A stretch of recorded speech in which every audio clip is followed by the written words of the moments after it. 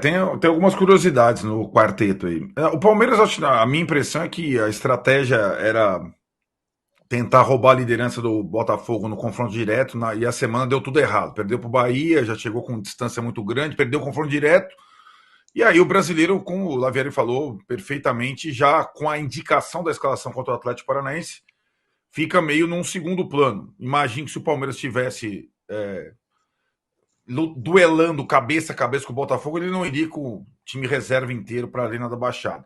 Então, de fato, dos quatro, o pior momento, não do time que atuou em Curitiba, o pior momento do campeonato é o do Palmeiras. O Grêmio e o Bragantino, os dois ganharam fora de casa, só os dois ganharam fora de casa nessa rodada, né? E curiosamente, aí por isso que eu chamei a atenção para esse ponto, normalmente o Grêmio larga o brasileiro por as Copas. Só que dessa vez ele só tem uma Copa, a do Brasil, contra o Bahia, e de repente o Campeonato Brasileiro passou a ser uma possibilidade. Por que não? Aquela história que o Soares não vai aguentar, vai parar, vai se aposentar, ficou meio no segundo plano e o Soares está jogando todo o jogo. Jogou, inclusive, em Salvador e deve jogar na Copa do Brasil. Então o Grêmio é um estranho aí nessa situação, porque normalmente no brasileiro ele não está nessa. Ele encara mais ou menos como o Atlético Paranaense encara, prioriza as Copas e tal. O Bragantino, Tironi, ele não é o time do campeonato, mas ele é o time do momento, dos últimos 15 dias, aqueles recortes.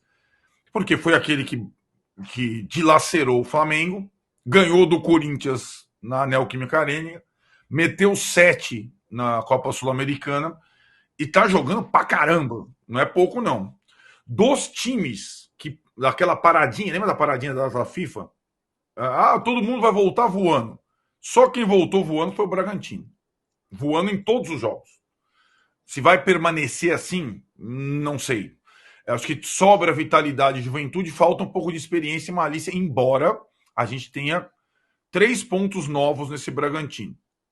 Um é o comando do Pedro Caixinha, muito melhor que o do Barbieri, o ano passado, não tem nem comparação. E a outra são 2 jogadores mais rodados de experiência, acho que deram uma encorpada nesse time que sempre foi jovem. O Matheus Fernandes, que foi o jogador do Palmeiras, inclusive, jogou no Barcelona um pouquinho, e o Sacha, né, que fez o gol contra o Corinthians, rodado também, jogou no Atlético, jogou no Inter.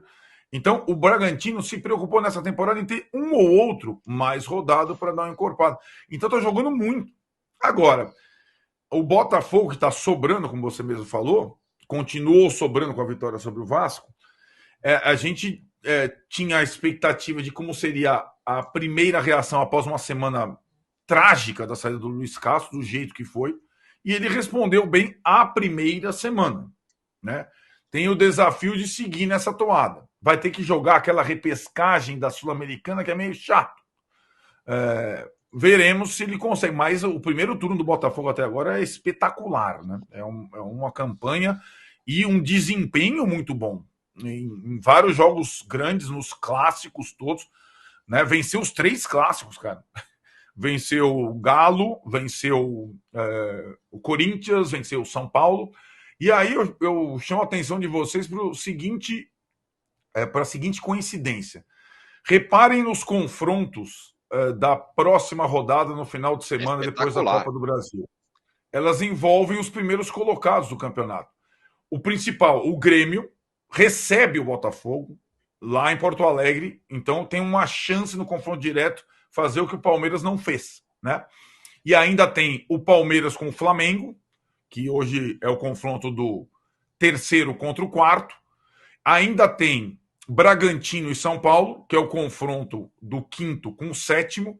E ainda tem Fluminense Internacional, que é o confronto do sexto com o oitavo. Ou seja, os 8 primeiros se enfrentam na próxima rodada. Confrontos diretos entre os 8 primeiros. Espetacular. Mas antes a gente tem a Copa do Brasil, que também tem muita coisa interessante no meio de semana.